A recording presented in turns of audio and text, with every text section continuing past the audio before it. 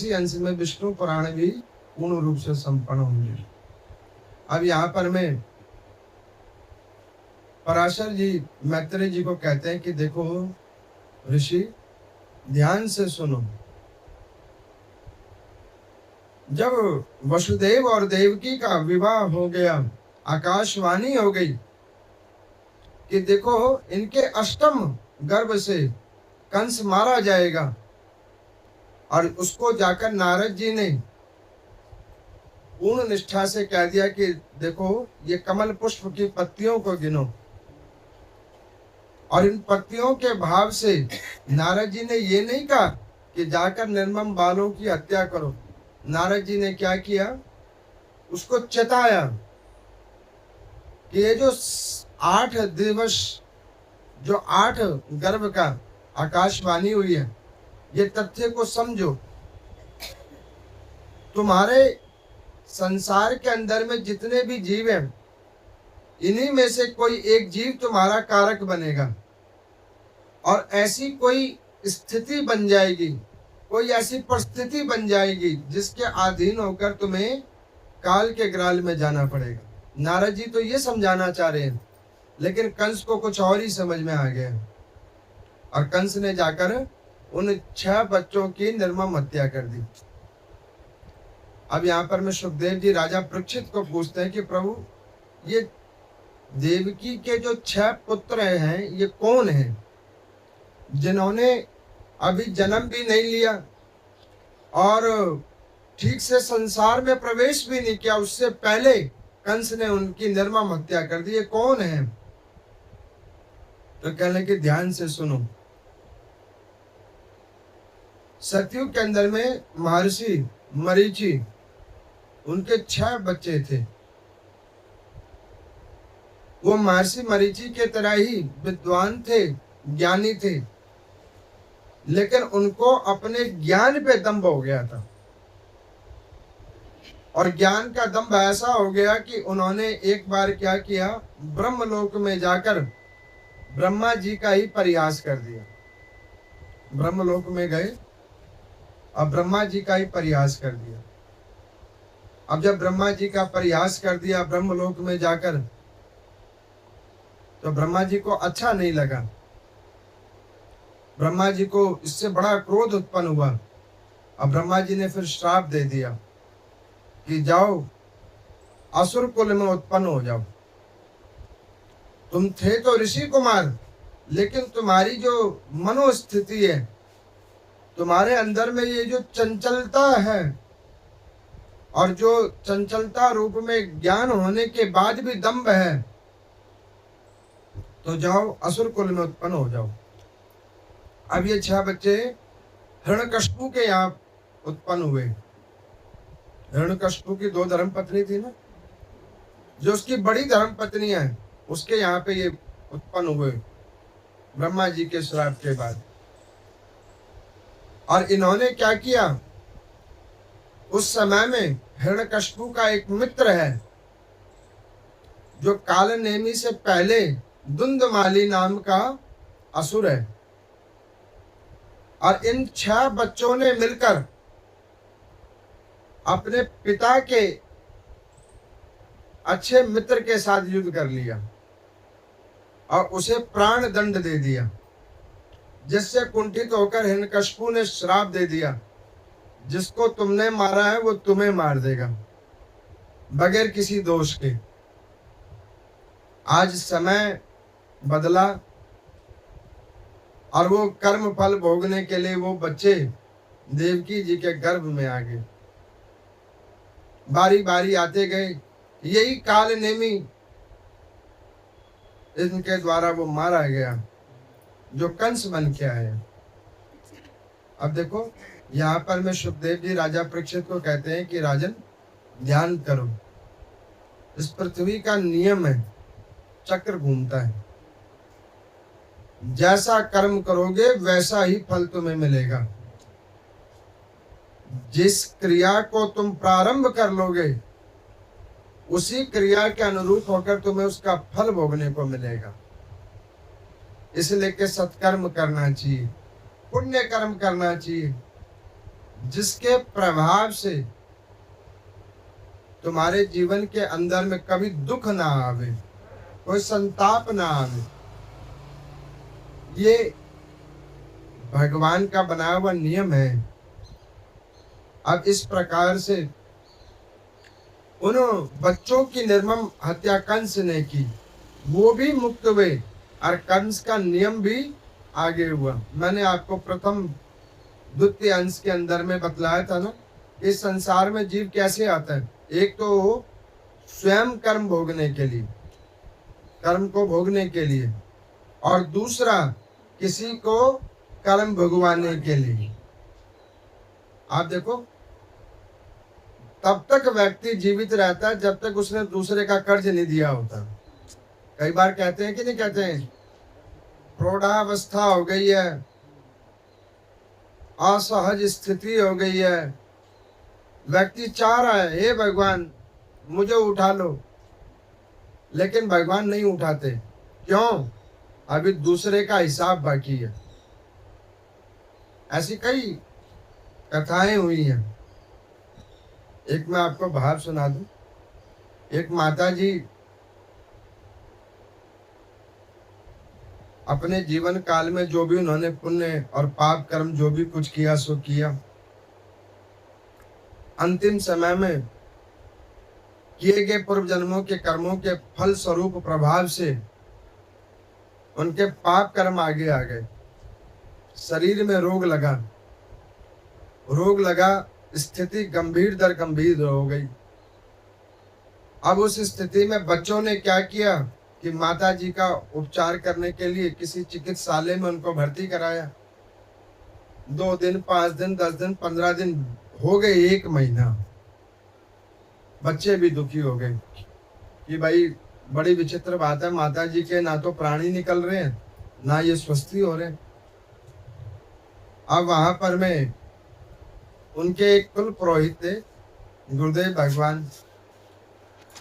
बच्चे गए, कहने लगे कि प्रभु एक बात बताएं, हमारी माता जी बड़ी बीमार है, ना तो इनकी मुक्ति हो रही है, ना वो मुक्त हो पा रहे हैं, और ना ही कुछ और कार्य बन रहा है। आप ऐसी कृपा करो जिससे वो मुक्त हो जाए। अब ये भाव रखा तो उन्होंने कहा कि अच्छा तुम्हारी माता कहाँ है? तो उन्होंने कहा फलाने अस्पताल में। अब वो वहां पे गए और वो गुरुजी ने क्या किया कि कान में बोला माता जी को, कितनों का हिसाब करना अभी बाकी है, जल्दी बता। कितनों का हिसाब करना अभी बाकी है, जल्दी बता। तो उन्होंने कहा गुरुदेव इस अस्पताल में एक नर्स है, उसको 500 रुपये अभी देना बाकी है, ये उसके पूर्व जन्म का हिसाब मेरे साथ बचा हुआ है। अब गुरुदेव ने कहा कि अरे देखो कौन सी नर्स है, इधर जल्दी बुलाओ। नर्स को बुलवाया, बेटे को कहा कि दो 500 रुपये जल्दी निकाल के दो। बच्चों ने कहा कि हजारों जा रहे हैं, 500 की बात कर रहे हैं। उन्होंने हाल 1000 रुपये निकाल के दिया, जल्दी मुक्त करवाओ। पैसे दिए, माता जी चल बनी। कहने का अभिप्राय ये कर्मों का लेख है। जब तक जिसका जैसे हिसाब क्लियर नहीं होगा ना, वो व्यक्ति जाएगा नहीं। एक हमारी प्रिय श्रद्धालु है, वो हमें कई बार कहते हैं कि पंडित जी भगवान से प्रार्थना करो कि हमें उठा ले। मैंने कहा कि देखो ये भगवान से मेरे से कामना मत करवाओ, भगवान से ये कामना करवाओ मुझसे कि हे भगवान जब तक है तब तक आपका भजन करें। जिन जिन लोगों का हिसाब पूरा करना, सबका हिसाब पूरा करके जाएं, बीच में ना जाएं, कहीं इसको चुकाने के लिए फिर ना आना पड़ जाए। पूरा हिसाब क्लियर करके जाओ। अब यहाँ पर मैं उन बच्चों का हिसाब क्लियर हो गया। देवकी बड़ी रोई कि बताओ इन नवजात शिशुओं के ऊपर में कंस ने बहुत अत्याचार किया है। अब देव योग से 7म गर्भ इनके अंदर में प्रवेश किया। अब वसुदेव जी की एक और धर्मपत्नी है जिनका नाम रोहिणी है, और ये नंद जी के यहाँ पे हैं। नंद जी जो हैं वो वसुदेव जी के परम मित्र हैं, और ऐसे मित्र हैं जिनकी मनो प्रकृति साधुओं और वैष्णवों में श्रेष्ठ है। मैं कहता हूं कि मित्र ऐसे होने चाहिए जो हरि के भक्त होने चाहिए, भगवान के भजन करने वाले मित्र होने चाहिए, भजनानंदी भक्त होने चाहिए।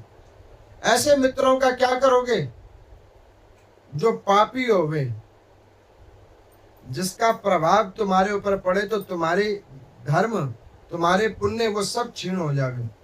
ऐसे मित्रों की कोई आवश्यकता नहीं है। मित्र ऐसे होने चाहिए जो नारायण का भजन करते हो, शिव का भजन करते हो, ऐसे मित्र होने चाहिए। अब उनके यहाँ पर में वो रोहिणी जी हैं।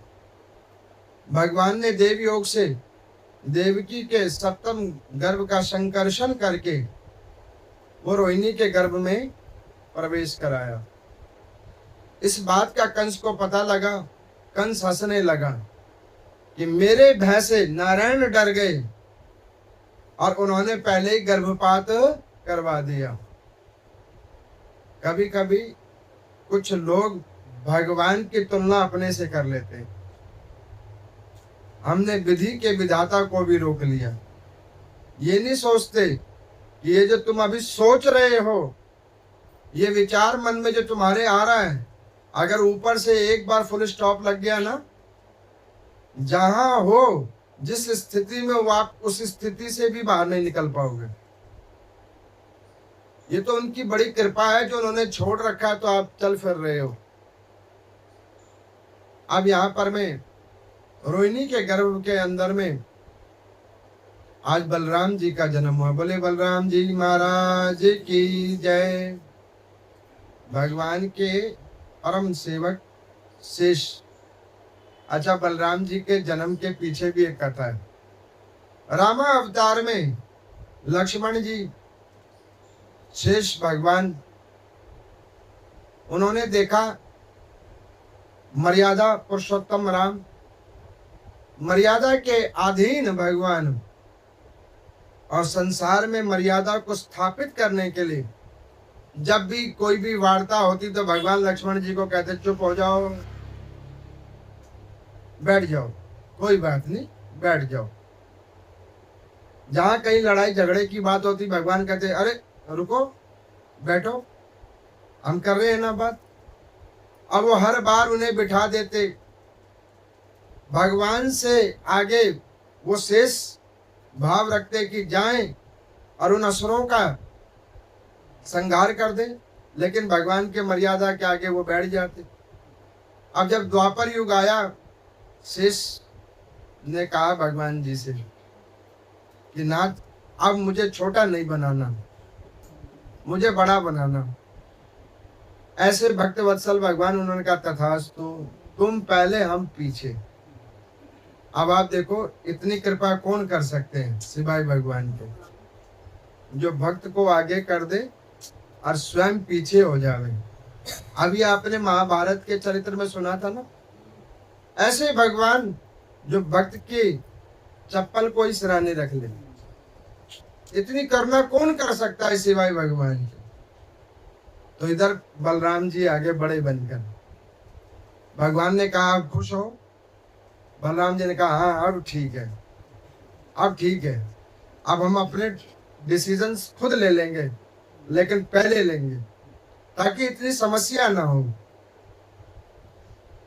कंस ने जब इस बात को सुना, पता लग गया कि 7वां गर्भ तो खराब हो गया, 8वें की बारी है, और सिक्योरिटीज टाइट कर दी। मैं आपको बतलाता हूं, जब जीवन में ज्यादा विषम हालात आ जाए, विषम से भी विषम हालात आ जाए, तो ध्यान कर लेना कि आज तुम्हारे ऊपर में अब प्रभु की कृपा होने वाली है। पहले विषमता आएगी, ताप बढ़ेगा, कष्ट बढ़ेगा, उसके बाद हरि की कृपा होगी। ये परीक्षाएं हो रही हैं। आप देखो किसी पकवान को बनाने के लिए पहले अग्नि जलाई जाती है ना, आंच बढ़ाया जाता है, अच्छे से आंच बढ़ाया जाता है, और जब वो आंच से वो पकवान पक जाता है तब उसमें स्वाद आता है। यही भगवान का नियम है। अब देव की खूब रो रही है, वसुदेव खूब कुंठित है कि देखो हमारे भाग्य कैसे हैं। आकाशवाणी हुई और ये निर्दयी जो उत्पन्न हो रहा है उन सबको मार रहा है। देवकी कह रही है वसुदेव जी को कि क्या हमारा कोई बच्चा बचेगा नहीं? तो वसुदेव कह रहे हैं कि देखो जिनकी रक्षा स्वयं जगन्नाथ करे उनको कौन मार सकता है, धैर्य धरो। अगर आकाशवाणी हुई है तो सत्य हुई होगी। इस कंस को इसके पाप कर्मों का हिसाब देने के लिए भगवान आएंगे। और मैं भी आपको कहता हूं विश्वास करो भगवान में, भगवान कृपा करने के लिए जरूर आएंगे। विश्वास करके बैठो कि भगवान आएंगे, विश्वास करोगे तभी भगवान आएंगे। अब इधर विश्वास किया हुआ है। देवताओं ने जाकर नारायण भगवान को कहा कि प्रभु अब किसी भक्त की इतनी परीक्षा मत लो, उसको सुख प्रदान कर दो। उस भूमि के ऊपर में उस कंस के द्वारा बहुत सारे वैष्णव जो उसके द्वारा दंड रूप में त्रासित हैं, उनके ऊपर आप अनुग्रह कर दो ताकि उनका विश्वास बना रहे कि भगवान है और आप तो पूर्ण ब्रह्म हो, सबके ऊपर कृपा करते हो। अब यहां पर मैं भगवान ने कहा ठीक है। अब भगवान ने क्या किया, भादो का महीना चुना, कृष्ण पक्ष उन्होंने चुना, रोहिणी नक्षत्र, अष्टमी की तिथि और रात्रि के अंदर में भगवान प्रकट हो गए। बोले नारायण भगवान की जय। तो भगवान पहले लड्डू गोपाल बन के प्रकट हुए, छोटे से गोपाल बने। पहले तो उन्होंने अपना विराट रूप दिखाया। अब वो विराट रूप लेकर भगवान जब आए, शंख चक्र गदा पद्म धारण करके, देवकी जी ने पूछा कि प्रभु आपने कृपा करी हमारे ऊपर में, लेकिन आपने तो कहा था संतान बन के आएंगे, आप तो भगवान बन के आ गए। तो उन्होंने कहा कि आप बताओ अब हम क्या करें? तो उन्होंने कहा कि ये शंख चक्र गदा पद्म ये तो हम देंगे आपको, आप इनको हटाओ। अब देखो भक्त के अधीन होकर परमात्मा क्या कुछ करने को तैयार नहीं। श्रीमद् भागवत महापुराण में लिखा हुआ है, भगवान ने कहा है अहम भक्तम प्रेम आधीनम, मैं भक्त के प्रेम के अधीन हूं। जो भगवान में प्रेम करे उसके मैं अधीन हूं। अब यहां पर मैं उन्होंने भाव रखा, भगवान ने हाथ अपने गायब किए, शंख चक्र गदा सुदर्शन चक्र सब गायब हो गया, लेकिन अभी भी भगवान 6 फीट के हैं। उन्होंने कहा कि प्रभु ये बड़ी विचित्र लीला है, ऐसा कौन सा बच्चा पैदा होता है जो शुरुआती में 6 फुट का हो? भगवान ने कहा कि अच्छा अब बताओ हम कैसे हो जाएं? तो उन्होंने कहा कि छोटे हो जाओ, छोटे। अब भगवान ये सब आनंद की लीला है, इसमें भाव जोड़ा जा रहा है। इसमें पुराण में तो सिर्फ ये लिखा है कि प्रकट्य हो गया, तो जो भाव की लीला हो, भाव की कथा हो, उसमें भाव होना जरूरी है। अब भगवान ने भक्त के पराधीन होकर छोटा सा स्वरूप कर लिया। अब छोटा सा स्वरूप हो गया, लेकिन आवाज मानवीय है, कपड़े अभी भी पहन रखे हैं भगवान ने। अब उन्होंने कहा कि प्रभु एक चीज बताओ, जो बच्चा पैदा होता है तो कपड़े पहन के थोड़ी ना आता है, कपड़े उसके माता पिता पहनाते हैं, परिवार वाले पहनाते हैं। और आप तो देखो ये लक्ष्मी जी हंस रही हैं, क्यों जी? तो भगवान कह रहे कि कोई बात नहीं, भक्त जिस चीज में राजी हो वो ठीक। भगवान ने छोटा सा बाल स्वरूप बना लिया। अब उन्होंने कहा कि प्रभु आप तो अभी भी मानवों वाली भाषा में बोल रहे हो, ये आवाज चेंज करो। भगवान ने कहा कि देखो ये तो चेंज नहीं होगा। उन्होंने कहा चेंज नहीं होगा तो लोगों को पता कैसे लगेगा कि किसी नवजात शिशु का जन्म हुआ है। भगवान ने कहा अच्छा ठीक है। अब भगवान ने अपनी आवाज चेंज कर ली। आवाज चेंज की तो भगवान चुप हो गए। वसुदेव जी आए, उन्होंने कहा नाथ जब तक बच्चा रोए नहीं तब तक पता ना लगे कि बच्चे का जन्म हुआ है। अब भगवान ने रोना शुरू किया। हाल जाकर देवकी ने भगवान को कंठ से लगा लिया। इतना आनंद प्राप्त हुआ है, ऐसा आनंद उनको मिला है भगवान को हृदय से लगाने से। ऐसा जीवन में आनंद उतर गया है आज उनके कि उस आनंद के आगे वो अपने सारे दुखों को भूल गए जो कंस के द्वारा उनको दिया गया था। अब देखो कंस ने टाइट सिक्योरिटी का रखी है। एक बेड़ियां की जगह 4-4 बेड़ियां लगा रखी है और भगवान आए सारी बेड़ियां खत्म। मैं भी आपको कहता हूं जिस दिन भगवान की कृपा आपके ऊपर हो जाएगी, गुरुदेव भगवान की कृपा आपके ऊपर हो जाएगी, उस दिन जीवन की सारी बेड़ियां खत्म हो जाएंगी। जीवन में कोई दुख नहीं बचेगा। अब यहाँ पर में भगवान ने उनको मुक्त कर दिया सबसे। अब अभी देख ही रही हैं देवकी जी। इतने में आकाशवाणी हुई, वसुदेव जल्दी करो, भगवान को यथोचित सम्मान के साथ इनके उत्तम स्थान पर देके आओ। तब इस कंस नाम वाले दुष्ट का इस पृथ्वी के ऊपर में आदि आदि असुरों का जो प्रकोप फैला हुआ है उसको खत्म करेंगे भगवान। अब एक बांस की टोकरी के अंदर में भगवान ने बिठा लिया। भगवान को बिठा लिया, वसुदेव जी ने सर के ऊपर में रख लिया। अब मन में एक भाव है, मैं कैसा पिता हूं, अभी मेरे घर बच्चा हुआ है, भगवान ही आए हैं और मैं उनको दूसरी जगह छोड़ने जा रहा हूं। दूसरे मन में भाव आ रहा है, अच्छा पिता कौन जो अपने बच्चों की रक्षा कर सके। मन में ये भी भाव आ रहा है। एक मन में भाव आ रहा है कि भगवान अकेले थोड़ी ना मेरे हैं, भगवान तो सबके है ना। और ये कंस के द्वारा जो सब लोग दुखी हैं तो भगवान ने उन सबके ऊपर भी तो कृपा करनी है। नाना प्रकार के विचार आ रहे हैं और उन विचारों में ही चले जा रहे हैं। जो दरवाजों पे कई ताले लगे थे वो सारे ताले खुल गए हैं। जो पहरेदार वहां पे टाइट सिक्योरिटी पे बैठे थे वो सब सो गए हैं। मैं कहता हूं इस कथा से एक चीज आभास होता है, आपके ऊपर जब भगवान कृपा करने के लिए आएंगे ना तो तुम्हारे भाग्य में कुछ हो चाहे ना हो, तुम्हारी स्थिति अच्छी हो चाहे ना हो, जिस दिन वो कृपा करने आएंगे ना तो सब कुछ सुलभ कर देंगे। जो लोग तुमको देखकर मुंह घुमा लेते हैं वो लोग भी तुम्हारे आगे हाथ जोड़कर खड़े हो जाएंगे जब भगवान की कृपा हो जाएगी। ये भगवान की कृपा होती है। वही कृपा आज वसुदेव जी के ऊपर हुई है। बोले गोपाल जी भगवान की जय। ऐसे गोपाल भगवान। अब उनको लेकर वो आए जमुना जी के किनारे।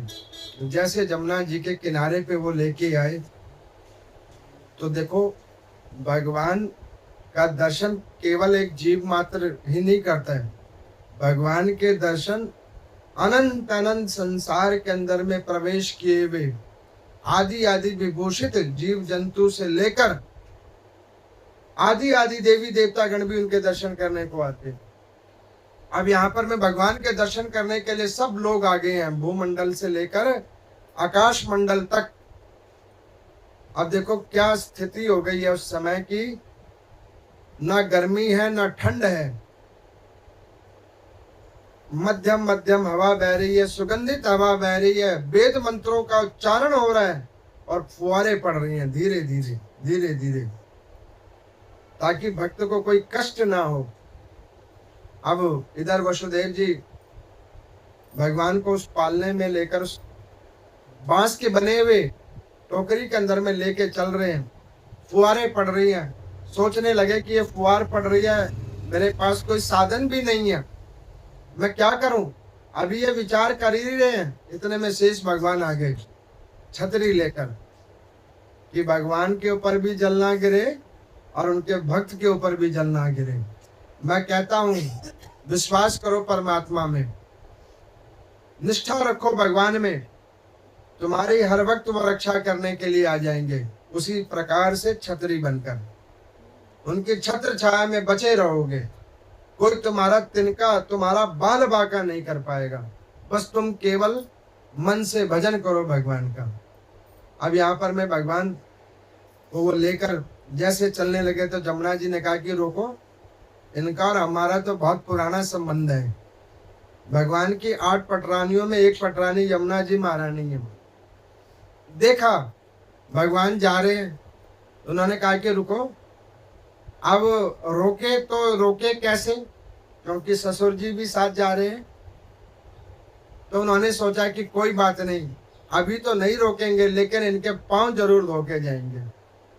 कंठ तक जमुना जी आ गई, भगवान के चरणों को धोया, हाल जल नीचे हो गया। भगवान ने कहा कि देखो अभी कुछ मत करो, अभी चुप करके जाने दो। जमुना जी ने मार्ग दे दिया। धारा के किनारे किनारे वसुदेव जी आगे नंद जी के यहाँ पे। अब देखो नंद जी के यहाँ पर में भी एक कन्या का जन्म हुआ है यशोदा के यहाँ पे। अब ये देखो नंद और यशोदा कौन है। ये नंद और यशोदा भी कोई साधारण नहीं है। ये भी कई जन्मों से भगवान का इन्होंने भजन किया है। इन्होंने भी एक ही कामना की भगवान से कि प्रभु संसारिक वस्तुएं नहीं देना, लौकिक वस्तुएं नहीं देना, भौतिक वस्तुएं मत देना, आप केवल अपना निज प्रेम देना, निज भजन देना। बस आज वही भगवान आनंद देने के लिए आए हैं। यहाँ पर भगवान का एक और नाम पड़ा, आनंद कंद। बोले आनंद कंद भगवान की जय। अच्छा, कन्या का जन्म हो गया, सब आराम से सो रहे हैं। वसुदेव जी आए, गेट खुल गया, और कन्या को वहां रख दिया जो वहां पे रखा था, और कन्या के सिराने में पहले भगवान को रख दिया। अब कन्या ने देखकर वसुदेव जी को कहा कि जल्दी चलो, जल्दी चलो, बाकी का कार्यक्रम भगवान खुद देख लेंगे। और ये कन्या कौन है? भगवती माया। मैंने आपको बतलाया था ना, इस संसार के अंदर में क्या व्याप्त है? माया। माया के अनुरूप होकर सब कुछ दिख रहा है। जितना क्रियावान कर्म हो रहा है ये सब माया के अधीन है। अब वो माया के अधीन होकर मायापति पहले उधर बैठे हैं, और उन्होंने इशारा कर दिया कि अब जल्दी करो, ले जाओ। अब इधर जो है कंस के पास में जैसे ही वो माया को लेके आई, पहले जैसा था वैसा का वैसा हो गया। अब ये कथा एक बात को और दर्शाती है, ये अब आपको विचार करना है, मायापति को चुनना है कि माया को चुनना है।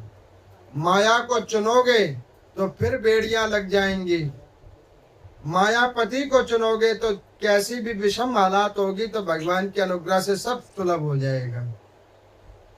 अब यहाँ पर मैं माया देवी का प्रवेश कंस के कारागार में हुआ। प्रवेश होते के साथ चौदसी में अपने आप सबके अंदर में जागृति हो गई। कैसी जागृति? विनाशकारी। 2 प्रकार की जागृति होती है। एक आध्यात्मिक जागृति होती है जिससे जीव का कल्याण होता है, और एक तामसिक जागृति होती है जिससे जीव का विनाश होता है। इधर कंस के यहाँ पे क्या हुआ? तामसिक जागृति उत्पन्न हुई है। उस कन्या के रुदन को सुनकर चारों तरफ आवाज आ गई, देखो देखो देखो, कन्या का जन्म हो गया।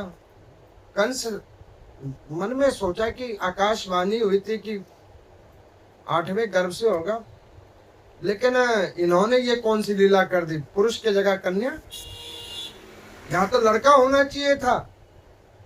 अब मन में एक भाव आया कि ये तो छल कपट करने में नंबर 1 पे हैं, क्या पता लड़के से लड़की बन गए हो। कोई नहीं, मेरे को तो अपना काम करना है। वो आया और हाल जाकर उस कन्या को उठाया, जैसे ही शिला पे पटकने लगा वो भगवती माया हाल प्रकट हो गई। उन्होंने कहा कि मूर्ख, बहुत पाप तूने कर लिया, तेरे पापों की सजा देने के लिए भगवान का प्रकट्य हो चुका है। भगवान ने जन्म ले लिया, अवतार ले लिया है। अब तू अपने दिन गिनना शुरू कर, तेरे कर्मों की सजा तुझे और मिलेगी। अब इस बात को सुनकर उसे बड़ा क्रोध आया। तो इस पे वसुदेव जी ने कहा कि सुनो, हमने जो तुम्हें वचन दिया था, क्या उस वचन से हम पीछे हटे? अब भाई भगवान की इच्छा, उन्होंने कहा जन्म ले लिया, मैं क्या करूं? मेरे तो जो हुआ वो तुम्हारे को दे दिया। अब कंस ने उनको छोड़ दिया कारावास में और अपनी दुविधा में लग गया कि ये क्या हो गया। अब इधर भगवान आ गए। अब यहाँ पर मैं यशोदा सोई हुई है और उनकी एक ननद है, वो भी साथ में सोई हुई है, सुनंदा। उस तरफ में रोहिणी जी सोई हुई है। भगवान ने सोचा बड़ी विचित्र स्थिति है, हम जहाँ जाते हैं वहां पे घंटा घड़ियाल आदि आदि चीजें बजती है, यहाँ पे सब लोग खराटे मार के सो रहे हैं।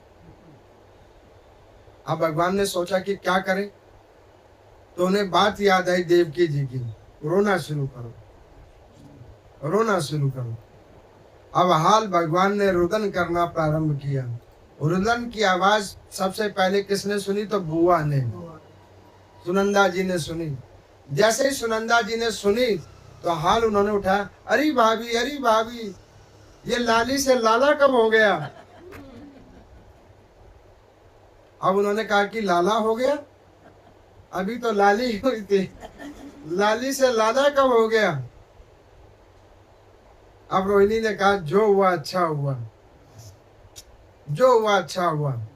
अभी नंद जी को नहीं बताया कि क्या हुआ है।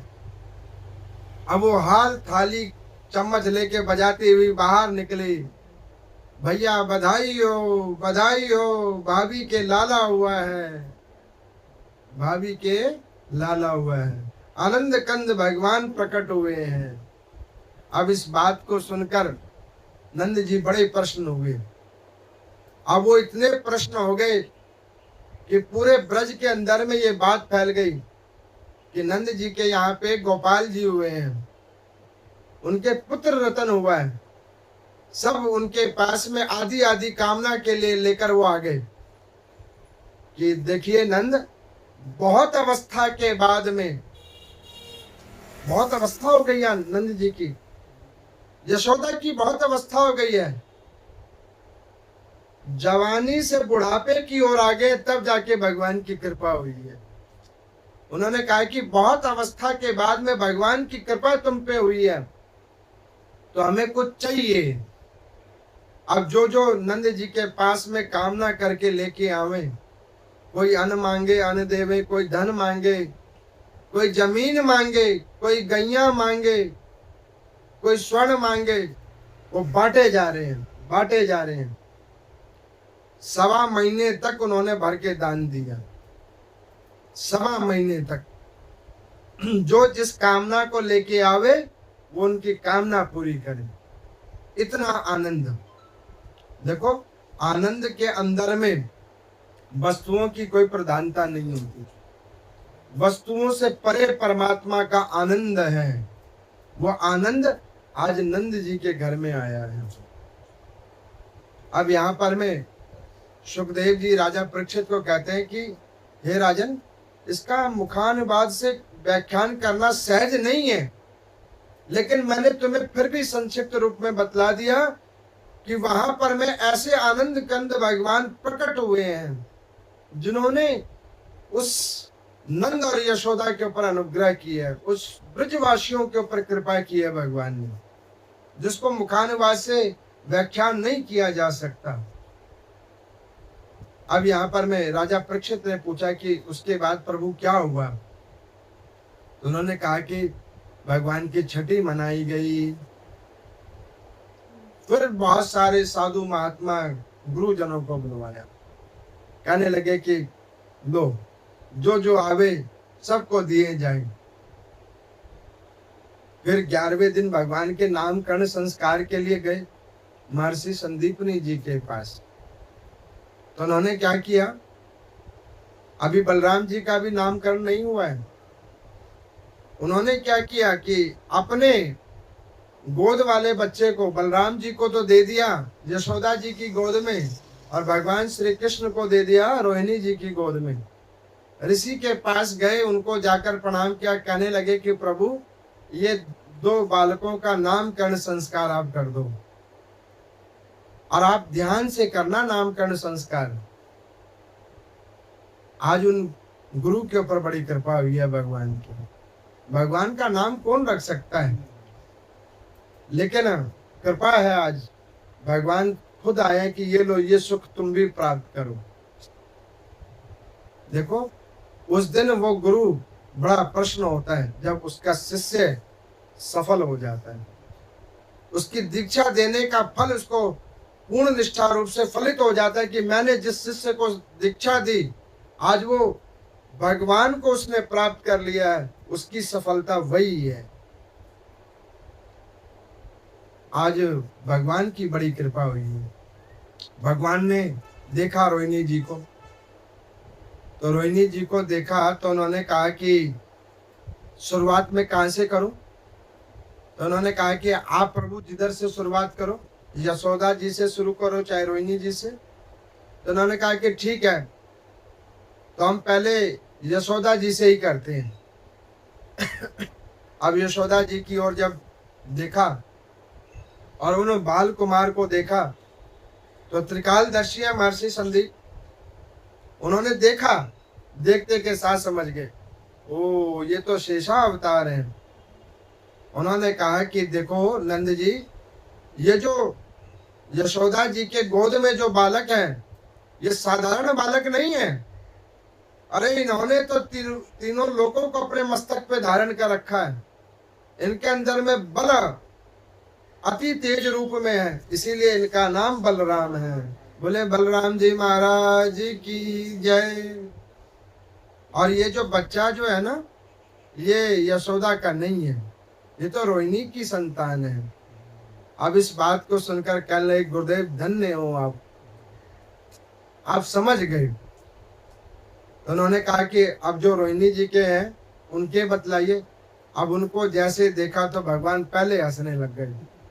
अब भगवान को हंसता हुआ देखकर अब वो ऋषि पूछने लगे भगवान से कि प्रभु मैं क्या नाम दूं आपको, संसार के जितने अक्षर हैं, जितने नाम है, सब में तो आप ही वास करते हो, आपको मैं क्या नाम दूं। अब वो बड़ी देर विचार करें, मुरारी नाम रखूं, गिरधारी नाम रखूं, क्या रखूं। बाद में उन्होंने नाम रखा कृष्ण। बोले कृष्णचंद्र भगवान की जय। सुखदेव जी कहते हैं जो मन का आकर्षण कर ले वो है कृष्ण, मन का आकर्षण कर ले। ऐसे भगवान का नामकरण हुआ। नामकरण करवा के वो घर पे लेके आए।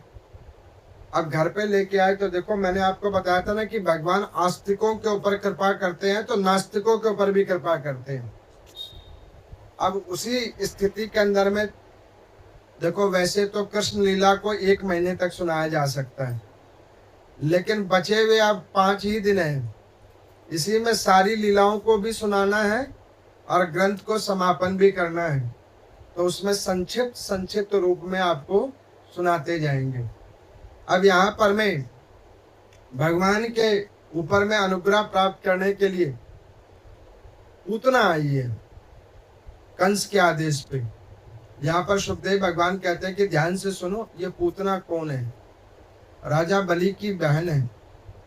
वामन रूप जब भगवान ने धारण करके आए तो मन में बड़ा भाव आया कि देखो ये मुझे संतान रूप में मिलते तो कितनी कृपा होती भगवान की। लेकिन जब वामन भगवान ने विराट रूप धारण किया, राजा बलि का सब कुछ ले लिया, उसी वक्त मन में कोप आ गया, ऐसी संतान लेके क्या करेंगे जो सब कुछ ही ग्रहण कर ले।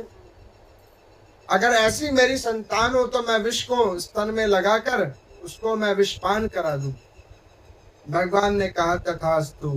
इसी लेके मैं कहता हूँ सात्विक विचार रखा करो। पता नहीं कब किस समय भगवान भगवती सरस्वती तुम्हारे कंठ पे आ जाए, मनोविचार में आ जाए, जो सोच रहे हो वो हाल फलित हो जाए।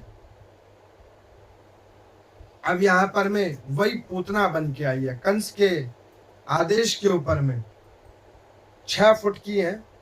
सोचा कि रंग रूप यही लेके जाऊंगी तो पहचानेंगे लोग, मुझसे घबराएंगे लोग, तो हाल रंग चेंज कर लिया।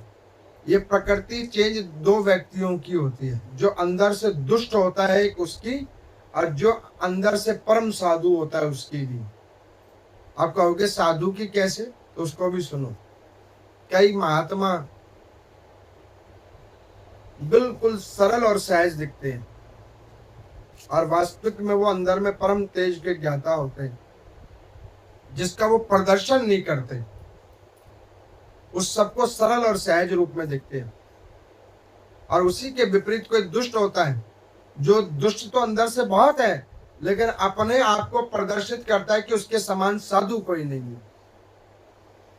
तो वही स्थिति करके आज पूतना आई है। हाल गई यशोदा जी को, कहने लगी, अरे बहन, मैंने सुना है तुम्हारे गोपाल हुए हैं, तुम्हारे घर बालक हुआ है, मेरे हाथ में, मेरे गोद में उस बच्चे को नहीं दोगी? अब देखो यशोदा जी का भाव देखो कि वो सबको भगवान दे रही है।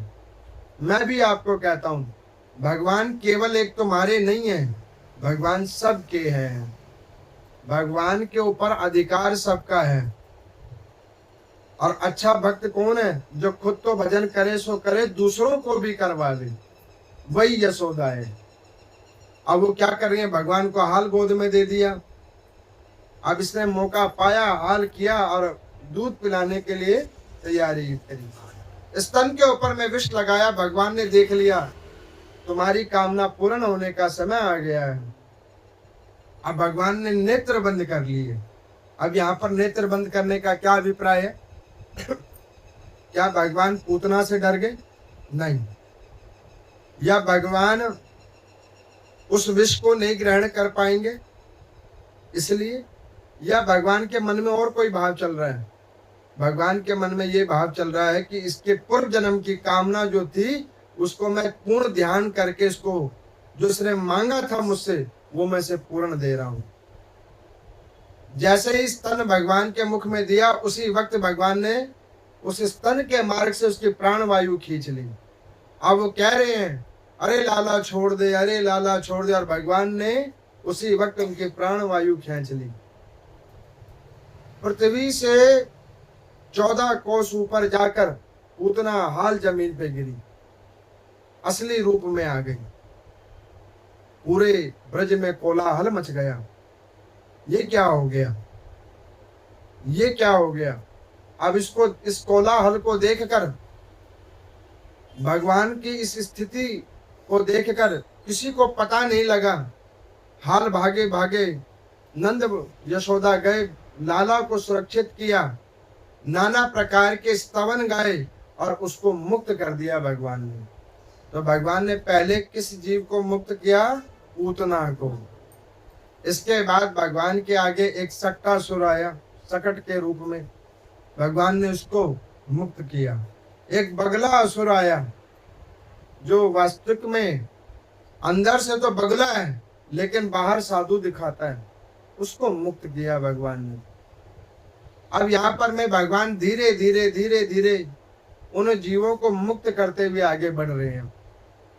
भगवान की अवस्था धीरे धीरे धीरे धीरे बढ़ती जा रही है, बढ़ती जा रही है। आज भगवान 5 वर्ष के हो गए हैं। बढ़ते बढ़ते अब वो क्या कर रहे हैं? घर में माखन चोरी।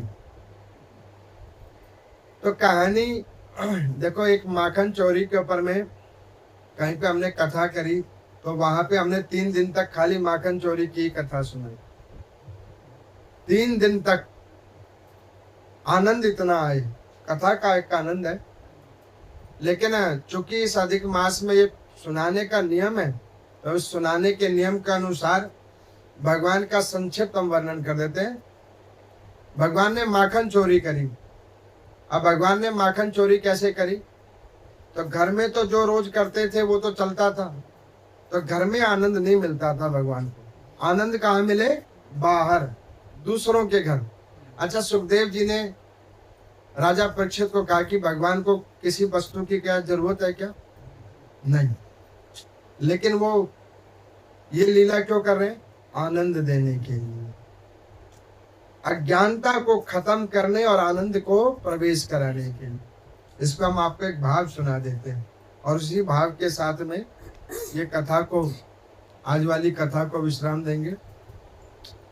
एक महात्मा जी ऐसे भागवत सुना रहे थे, तो वहां पे उन्होंने कहा भगवान को वो चीज समर्पण करना चाहिए जो तुम्हें अति प्रिय हो और जो भगवान को प्रिय हो। अब ये महात्मा जी ने कह दिया, कथा सुना दिया।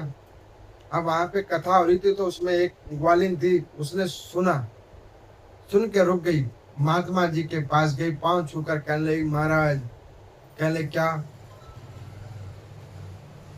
आपने कहा कि भगवान को वो चीज चढ़ानी चाहिए जो तुम्हें अति प्रिय और जो भगवान को अति प्रिय हो। तो उन्होंने कहा कि हाँ, सत्य कहा है हमने। तो उन्होंने कहा कि महाराज मैं तो एक ग्वालिन हूं। तो उन्होंने कहा कि अच्छा, तो तुम्हें क्या प्रिय है? तो उन्होंने कहा कि दूध के बाद दही और दही के बाद मक्खन, वो मुझे अति प्रिय है। और आपने अभी कहा ना कहानी में कि भगवान को अति प्रिय क्या है? मक्खन। और देखो, भगवान को जो अति प्रिय गैया है, काली गैया, उन्हीं का मक्खन है।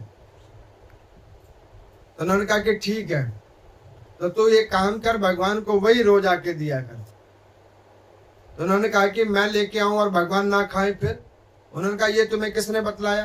तुम लेके आओ, भगवान जरूर ग्रहण करेंगे। अभी आप लोग भी ये प्रसाद लेके आए हो, मैं कहता हूं विश्वास से, आरती होगी, भोग लगेगा, सबका प्रसाद भगवान खाएंगे। ये पूर्ण विश्वास से मैं कहता हूं। आप भाव तो रखो, नहीं का सवाल नहीं है। मैंने आपको पीछे बताया था ना, मैं एक जगह कहीं पूजा करवाने के लिए गया, एक छोटा सा बच्चा आया, वो कटोरी में उसने कुछ खा रहा था, वो मीठा पकवान। अब मैं पूजा करवाने के लिए पहले जब शुरू हुआ तो आके मेरे को कहता, पंडित जी आप खा लो। मैंने देखा, मैंने कहा ना बेटा आप खाओ, पहले हम पूजा करवाएंगे। फिर 5 मिनट के बाद घूम के आ गया, पंडित जी आप इसे खा लो। फिर मैंने उसको कहा कि अच्छा कोई बात नहीं, अभी पूजा करवाने दो। 3 बार 4 बार 5वीं बार वो मेरे गोद में आके बैठ गया, कहने लगा कि अब तो आपको खाना पड़ेगा। मैंने हाल मुंह खोल लिया, मैं समझ गया ये भगवान जी आए हैं, ये कह रहे हैं बाल रूप में कह रहे हैं खा लो। अब मैंने खा लिया उसी वक्त। ये भगवान किसी भी रूप में आ जाते हैं, बस आप भाव तो रखो। अब यहाँ पर मैं उस ग्वालिन को समझ में आ गया कि भगवान को भाव चढ़े और भाव उसकी मक्खन में। अब वो रोज बांके बिहारी मंदिर में जाएं और रोज वहां दिखाएं मटकी में, ये देखो माखन लेके आए हैं, खाना हो तो इस एड्रेस पे आ जाना। भगवान को रोज दिखावे। 1 दिन बीत गए, 2 दिन बीत गए दिन 20, भगवान जी नहीं आए। मन में एक निराशा हो गई कि हम रोज जाते हैं, रोज कहा उनको और वो आए नहीं। अब मैं कल लेके नहीं आऊंगी अभी मक्खन, मुझे लगता है मेरे मक्खन को शायद उन्हें पसंद नहीं है, मैं अब जाऊंगी नहीं। अब ये भाव लेकर आज मक्खन को बिलोया, निकाल लिया, पात्र में भी रखा, लेकिन मन बना लिया कि आज जाऊंगी नहीं, क्योंकि मैं रोज जाती हूँ, उन्होंने खाना तो है नहीं, रख लिया घर के अंदर ही। आज मंदिर में बड़ी भीड़ लगी हुई है। वहां पर में एक भक्त है भगवान का, सुबह शाम आए, भगवान को भजन सुनाए, नाम संकीर्तन करके सुनाए। वो बैठा हुआ है, भगवान इंतजार कर रहे हैं कि भीड़ खत्म हो तो इनसे कुछ काम करवाया जाए। भीड़ खत्म हुई, भीड़ जब खत्म हुई, शयन होने लगा भगवान ने। अब वो जो भक्त जो भगवान को रोज नाम संकीर्तन आके सुनाए, भजन आके सुनाए, उसको भगवान ने इशारा किया कि तुम नहीं जाना, तुम यहीं रुको। अब वो आज रुक गए, भगवान ने इशारा कर दिया, रुक गए। जब सब चले गए, पट बंद हो गया, उसके बाद में उन्होंने पूछा कि जय जय आज क्यों रोक लिया मुझे? तो उन्होंने कहा कि सुनो, तुम रोज जो आके मेरे कान के पास में इतनी जो शोर करके जाते हो, कभी कुछ काम भी तो किया करो। तो उन्होंने कहा कि अरे प्रभु आप बताओ तो सही, आपके आदेश के लिए तो मैं बैठा रहता हूँ, वो तो मैं कहता हूँ आपको, चलो आज आपने सुन तो लिया, आप बताओ मैं क्या करूं। उन्होंने कहा कि इधर आओ। अब वो आए, उन्होंने कहा कि एक काम करो, हमारे को अपने कंधे पे बिठाओ। उन्होंने कहा कंधे पे? तो हाँ कंधे पे बिठाओ। अब देखो भक्त के ऊपर कृपा कर रहे हैं भगवान, कंधे के ऊपर बैठ गए भगवान। अब आगे तो गेट बंद हो गया है, पर्दा हो गया है। उन्होंने कहा कि अब क्या करूं प्रभु?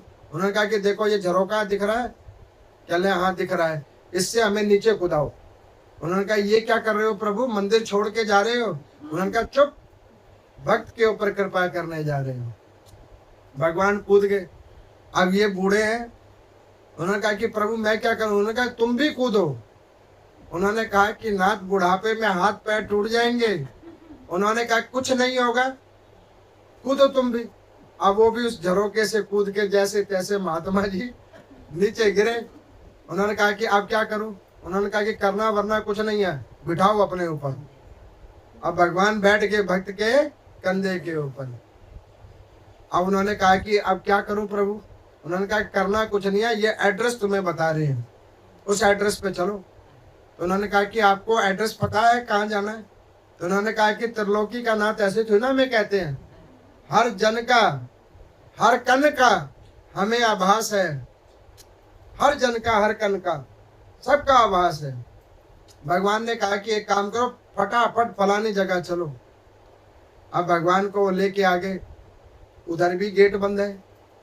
उन्होंने कहा कि प्रभु अब क्या करूं? उन्होंने कहा वही जो पहले करके आए हो, कंधे पे बिठा रखा है, झरोके से नीचे कूदवाओ। भगवान कूद गए अंदर। उन्होंने कहा अब मैं क्या करूं? उन्होंने कहा फिर कूदो तुम भी अंदर। उन्होंने कहा कि प्रभु देखो मेरी जो अवस्था है इसमें ज्यादा कूदना वूदना सहज नहीं है। उन्होंने कहा कुछ नहीं होगा तुमको, अभी तो इसके बाद होगा, चलो अंदर आओ। अब आ गए अंदर, भगवान को लेकर वो अंदर आ गए। अब भगवान ने देखा कि भाई आज उसने मक्खन निकाल तो रखा है, लेकिन मैंने जो नहीं ध्यान दिया तो ये बेचारी नाराज होकर सो गई है, अब इसको कैसे जगाऊं? तो भगवान ने क्या किया कि देखा मक्खन कहाँ है? तो मक्खन कहाँ था? एक छींटे पे बांध रखा था। भगवान ने कहा अरे सुनो थक गए क्या? उन्होंने कहा ना ना ना थका नहीं, आप बताओ। उन्होंने कहा फिर कंधे पे बिठाओ। भगवान फिर कंधे के ऊपर बैठ गए। उन्होंने कहा कि प्रभु और क्या करना है ये बताओ। उन्होंने कहा कि करना कुछ नहीं, अब तुमने बस देखना है और करेंगे हम। अब भगवान ने क्या किया, छोटे छोटे हाथ से उस मटकी के अंदर में हाथ डाल दिए। अब भगवान मक्खन खा रहे हैं। अब वो मक्खन की धारा भगवान के हाथों से ऐसे ऐसे टपकती आ रही है और वो भक्त के ऊपर में गिर रही है, महात्मा जी के ऊपर में। अब वो जो 2 बूंद महात्मा के कंठ में गिरी, उसी वक्त महात्मा अचेत और धड़ाम से नीचे गिरे। अब जैसे धड़ाम से नीचे गिरे भगवान गायब, भगवान लान गायब, शोर हो गया, हाल कोलाहल मच गया। अब यहाँ पर कोलाहल मच गया। वो आई, उसका आदमी आया, ग्वालिन का हाल चोर समझ के मारना पीटना शुरू किया। महात्मा जी की हाल जाग खुली। उन्होंने कहा कि पीठ तो मुझे बाद में लेना, पहले ये बताओ कि उस मंदिर में गोविंद के आगे ये मक्खन लेके कौन जाती थी तुम में से?